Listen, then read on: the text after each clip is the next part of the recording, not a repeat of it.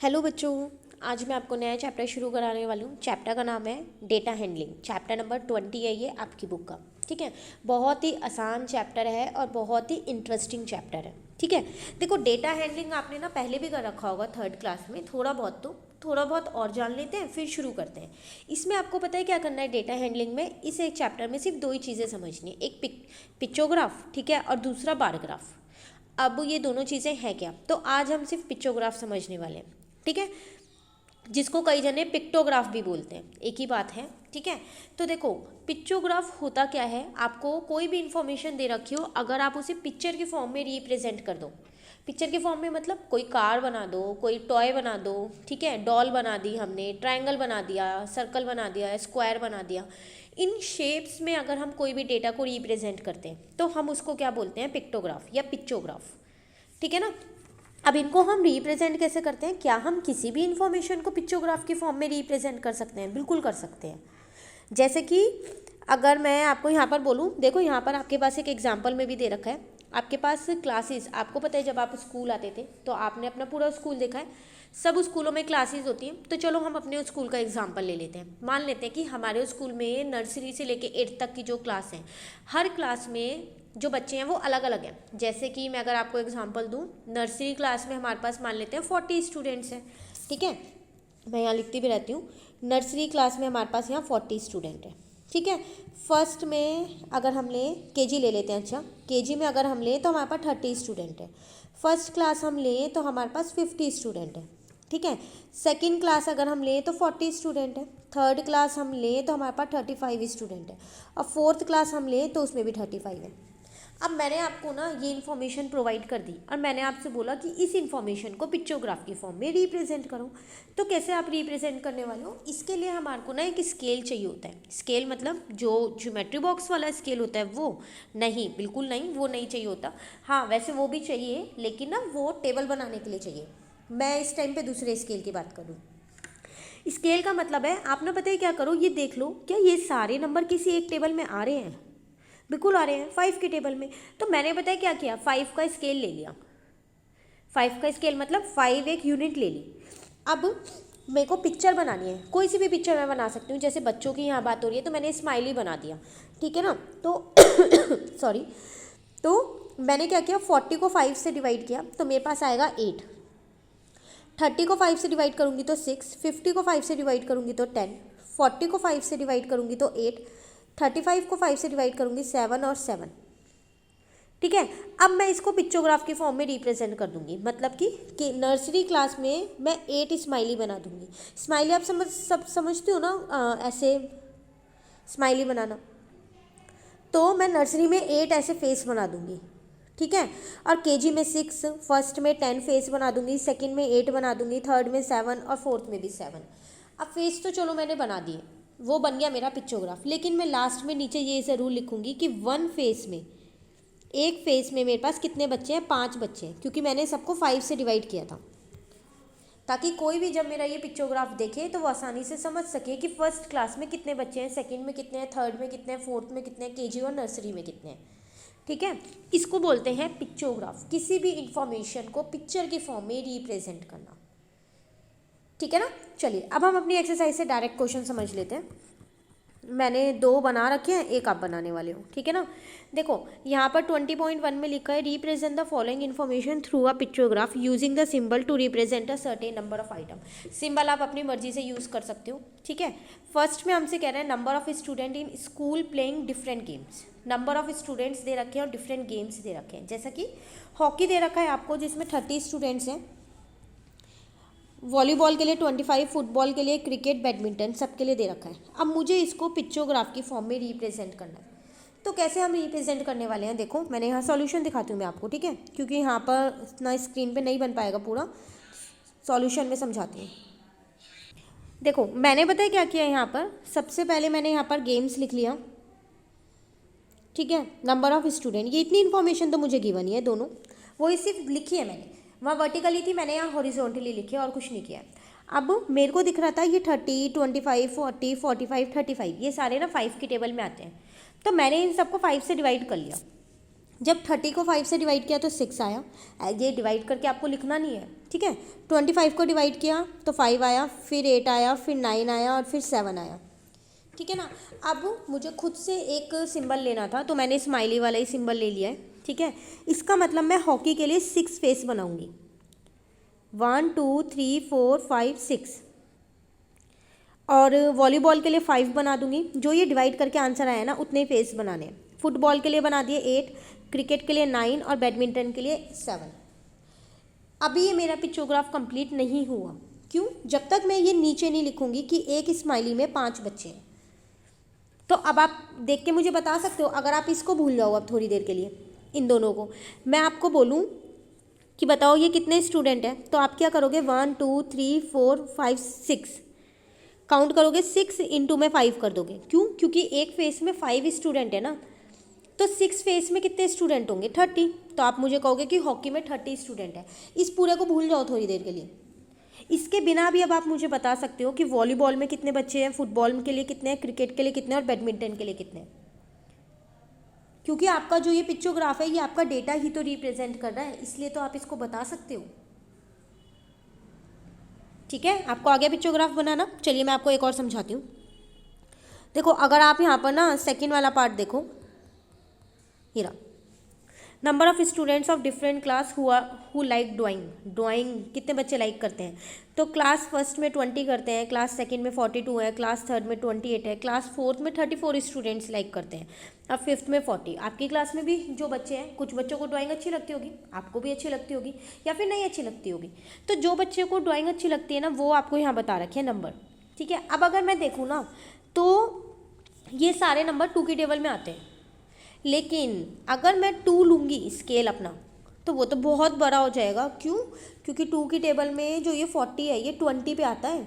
इसका मतलब जो भी सिंबल होगा मुझे वो 20 टाइम्स बनाना पड़ेगा।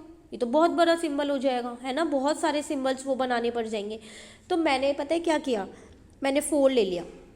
3 तो नहीं ले सकती क्योंकि 3 की टेबल में ये भी नहीं आता, ये भी नहीं आता, ये भी नहीं आता, ये भी नहीं आता, बस एक यही आता है। तो मैंने 4 ले लिया। अब आप सोच रहे होंगे ऐसे तो 4 की टेबल में भी सारे नंबर्स नहीं आते, बिल्कुल नहीं आते, लेकिन 4 की टेबल में ये आता है, ये आता है, ये आता है। एटलीस्ट 3 तो आते हैं, 2 ही तो नहीं आते। तो 2 को हम एडजस्ट कर देंगे। कैसे एडजस्ट करेंगे, चलो वो देखते हैं हम। ये रहा सेम वही 2 कॉलम तो पहले वही वाले हैं। अब मैंने आपको बोला कि मैंने 4 लिया। अच्छा देखो, मैं ना यहाँ 4 लिखना भूल गई हूँ, आप 4 लिख लेना यहाँ पर। मैंने एक्चुअली ना यहाँ गलती से 5 लिख दिया था, फ्लूट लगाने के बाद मैं उसे चेंज करना भूल गई हूँ, ठीक है। आप कर लीजिएगा, यहाँ पर 4 लिख दीजिएगा।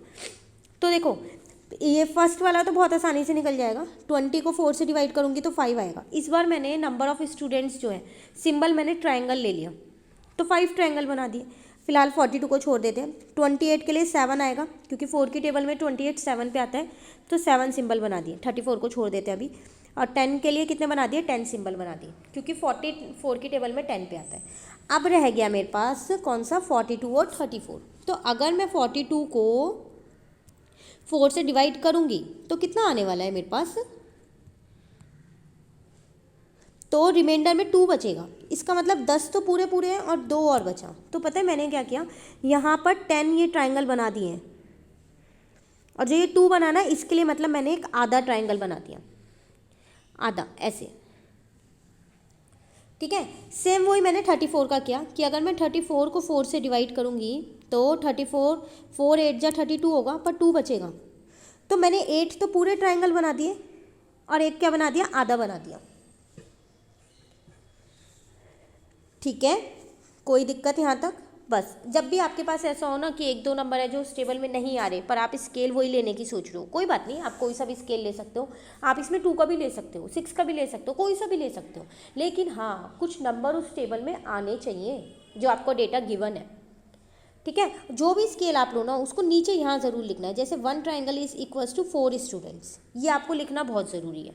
अगर आपने ये नहीं लिखा तो इसका कोई यूज़ नहीं है, ये पूरा गलत है। मुझे क्या पता चलेगा कि इसमें कितने, एक ट्राइंगल में कितने स्टूडेंट्स आप रिप्रेजेंट कर रहे हो, है ना। तो इसलिए ये लिखना बहुत ज़रूरी है।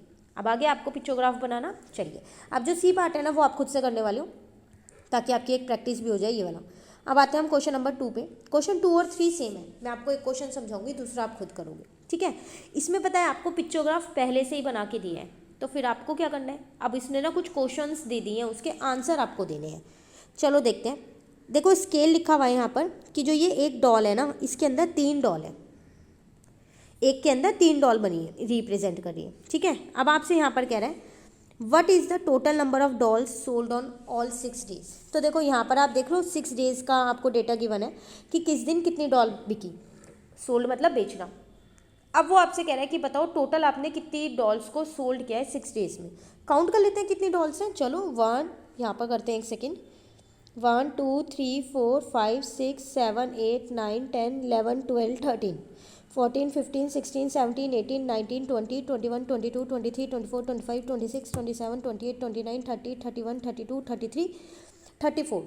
तो इसका मतलब आपने टोटल 6 डेज में 34 डॉल्स को सोल्ड किया। तो क्या इसका आंसर खाली 34 आ जाएगा?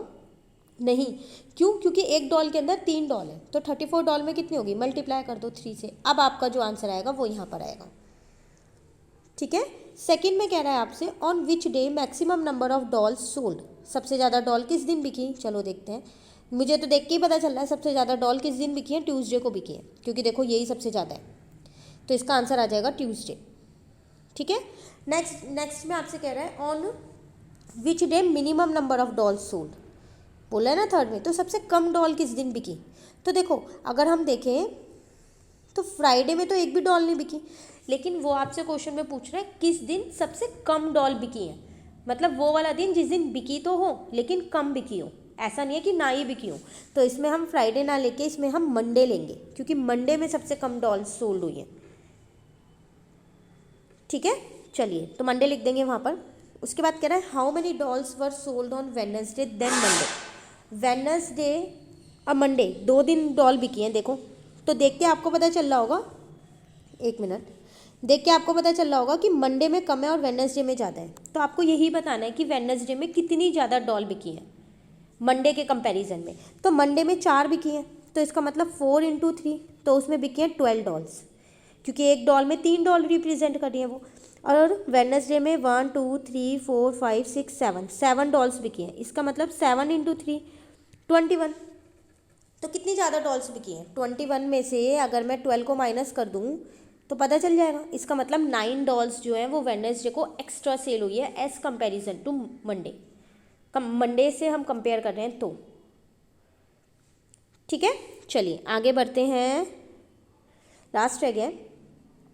What is the difference, difference मतलब minus, between doll sold on Thursday and Saturday. कह रहे हैं थर्सडे और सैटरडे को जितनी भी डॉल बिकी हैं उनके बीच का डिफरेंस बताओ, मतलब दोनों डेज की आप डॉल्स निकाल लो कितनी बिकी हैं और माइनस कर दो।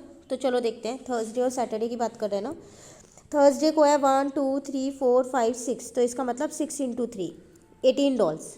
सैटरडे है 1 2 3 4 5 6 7 8, इसका मतलब 8 × 3 24 डॉल्स, ठीक है। एक चीज़ ध्यान रखिएगा, इंटू 3 ज़रूर करना है। कई बच्चे ना ये स्केल वाले नंबर को इंटू करना भूल जाते हैं और डायरेक्ट 6 और 8 लिख देते हैं, तो गलत हो जाएगा आपका। तो डिफरेंस निकालना है, तो 24 में से 18 को माइनस कर देते हैं तो 6 आ जाएगा। आगे मेरा डिफरेंस 6, ठीक है ना। तो ये था आप पे क्वेश्चन 2। अब सेम क्वेश्चन आप पे 3 ऐसे ही दे रखा है, एक पिक्चोग्राफ आपको दे रखा है और यहाँ पर कुछ क्वेश्चंस के आंसर पूछ रहे हैं। तो अब आप ये कोशिश कीजिएगा खुद से करने की, नहीं आए तो आप मुझसे पूछ सकते हो, ठीक है। मैं एक बार इसका सॉल्यूशन और दिखा दूँगा आपको।